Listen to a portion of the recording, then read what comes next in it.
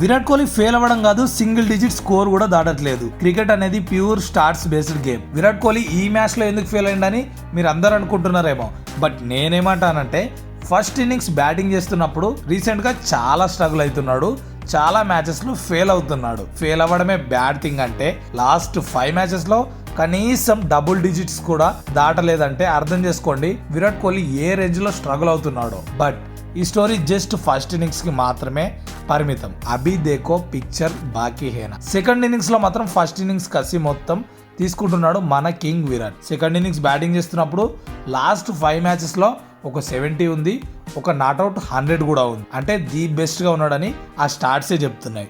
మీకు హోప్ ఇచ్చే ఇంకో ఇంట్రెస్టింగ్ థింగ్ ఏంటంటే విరాట్ కోహ్లీకి అడిలైడ్ గ్రౌండ్ లో ఇప్పుడు మ్యాచ్ ఏడైతే జరుగుతుందో ఆ గ్రౌండ్ లో 61 యావరేజ్ ఉంది. దీని అర్థం సెకండ్ ఇన్నింగ్స్ లో కోహ్లీ మళ్ళీ కంబ్యాక్ ఇచ్చే ఛాన్సెస్ చాలా వరకు ఎక్కువగానే ఉంటాయి. రీసెంట్ సెకండ్ ఇన్నింగ్స్ స్టార్ట్స్ కూడా బాగున్నాయి కాబట్టి గ్రౌండ్ లో కూడా యావరేజ్ 60 ఉంది కాబట్టి మళ్ళీ ఒక పెద్ద ఇన్నింగ్స్ ఆడతాడని నేనైతే అనుకుంటున్నా.